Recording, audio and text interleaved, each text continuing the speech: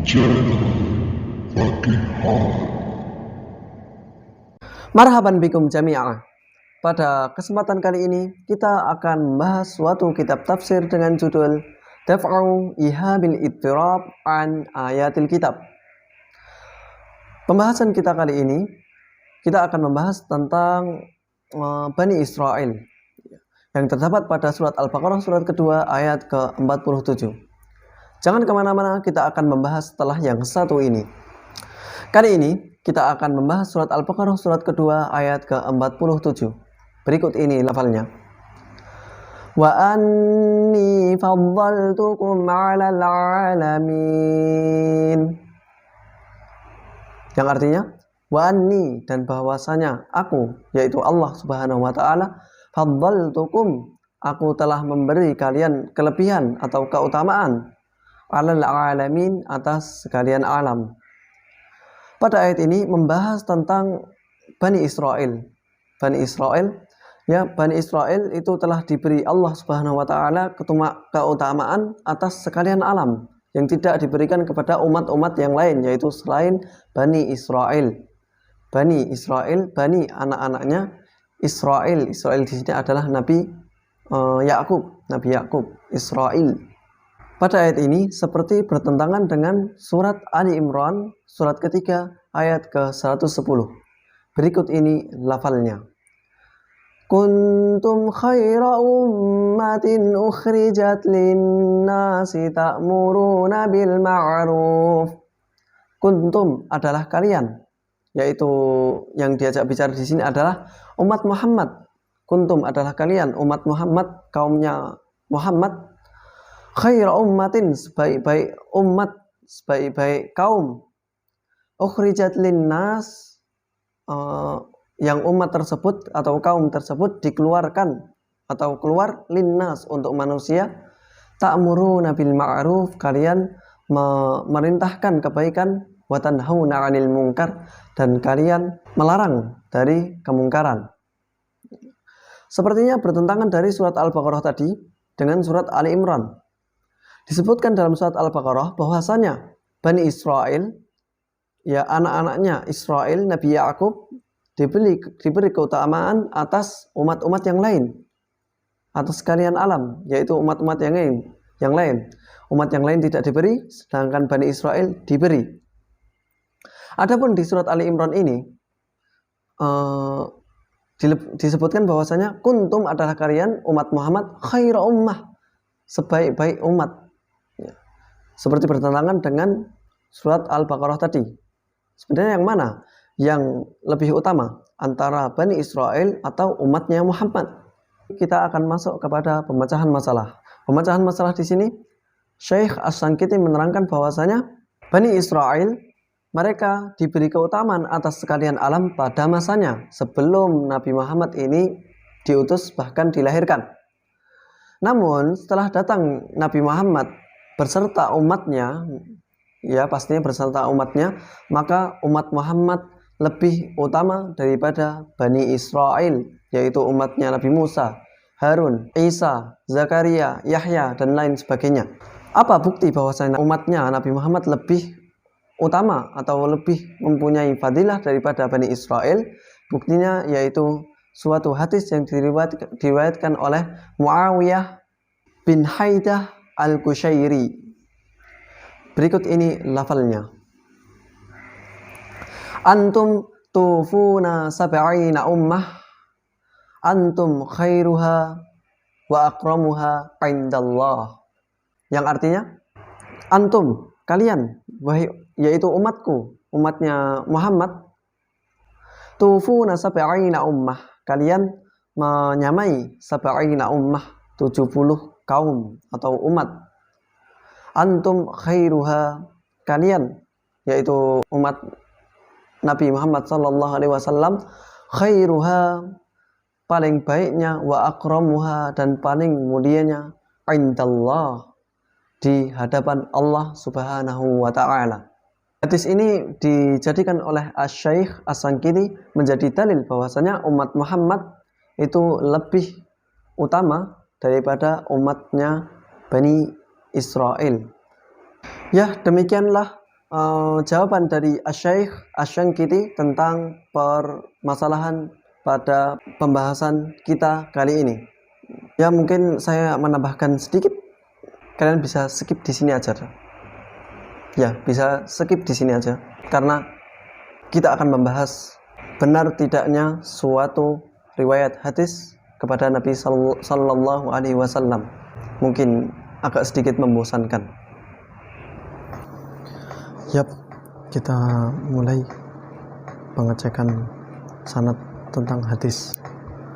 Ya, jadi pada hadis ini kita cek apakah hadis ini sahih, diterima, atau apakah hadis ini tidak diterima. Yaitu tentang antum tufuna sab'ina ummah, antum khairuha wa akramuha 'ala Allah. Ya. Pada saat ini kita akan memeriksa sanad, yaitu silsilah, apakah benar perkataan ini dari Nabi Sallallahu Alaihi Wasallam. Sebenarnya pada footnote di sini sudah tertera bahwasanya sanad ini hasan, dan ada tambahan, yaitu maksud Al-Juraiji di sini adalah Sa'id bin Iyas Al-Juraiji. Ya. Namun saya ingin mengecek lebih dalam, yaitu pengecekan dari pihak kita sendiri. Kita mulai. Ini diriwayatkan oleh Imam Ahmad di kitab Musnadnya, yaitu beliau meriwayatkan hadis ini dari Affan. Ya, kita mulai pertama dari Affan.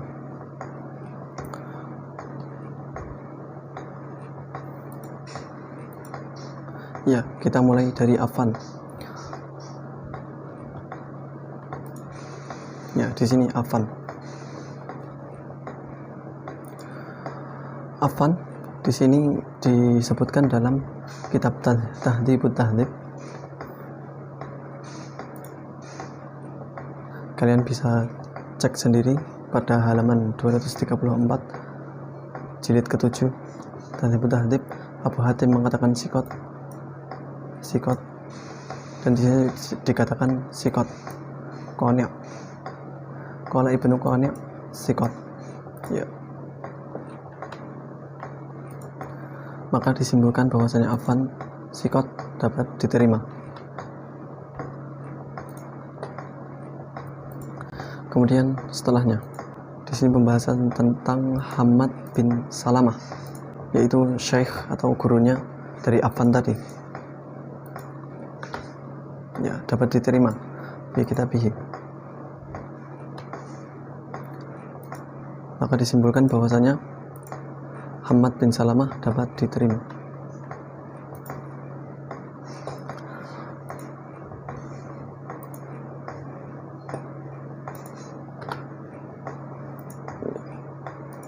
Nah, kemudian apakah benar bahwasanya Affan ini meriwayatkan dari Hammad bin Salamah? Dalam ilmu mustalahil hadis, kita tidak usah mengecek apakah dari Affan dan Hammad bin Salamah ini bersambung, karena keduanya sudah diterima dalam periwayatan, tidak dianggap orang-orang yang berbohong. Jadi pakai sirah tahtis haddatsana, jadi benar-benar dia mengatakan dia telah diceritakan oleh Hammad bin Salamah. Affan telah diceritakan oleh Hammad bin Salamah. Kemudian setelahnya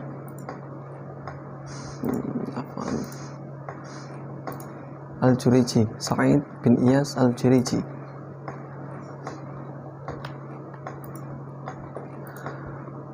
Ya, ini dapat diterima.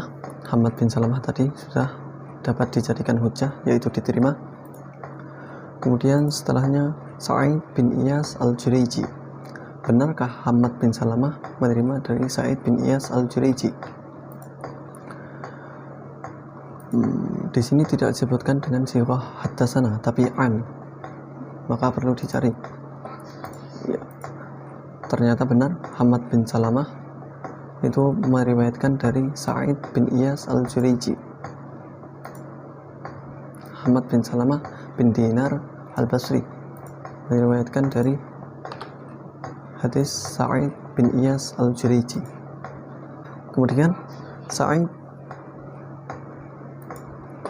apakah Sa'id ini berderajat, Sa'id bin Iyas al-Jurayji ini apakah diterima hadisnya? Maka kita lihat tadi, sikot yang mengatakan adalah Yahya ibnu Ma'in. Beliau mengatakan bahwasanya dia sikot, dapat diterima hadisnya.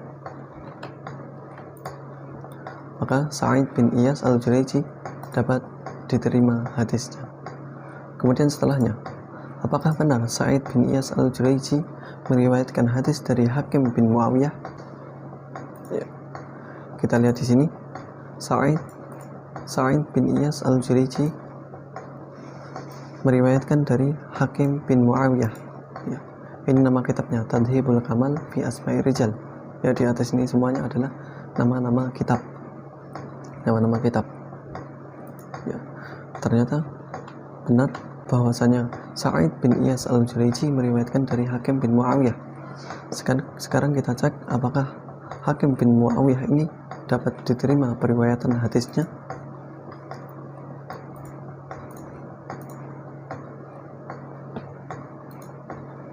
Ya. Di sini Hakim bin Muawiyah qala al-Ijli huwa sikot, yaitu dapat diterima hadisnya.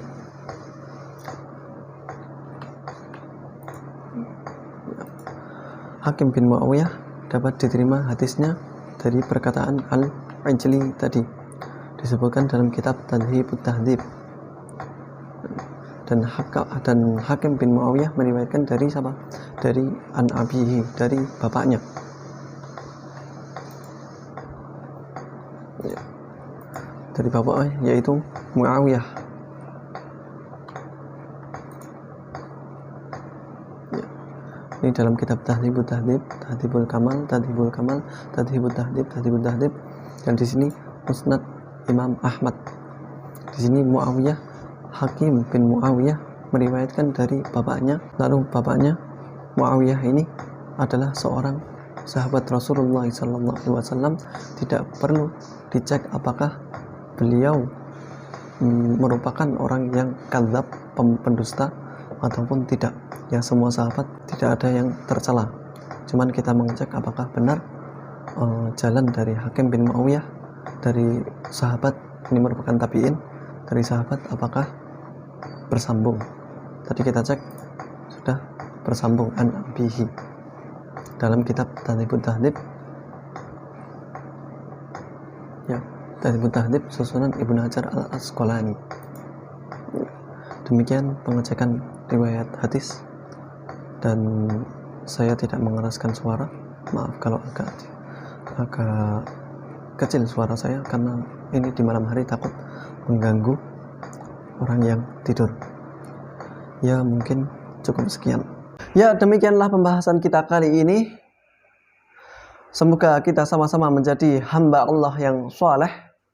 Apabila ada perkataan saya yang kurang berkenan, saya mohon maaf. Dan apabila ada keterangan saya yang salah, kalian bisa chat di kolom komentar. Coba deh, chat di kolom komentar. Syukron.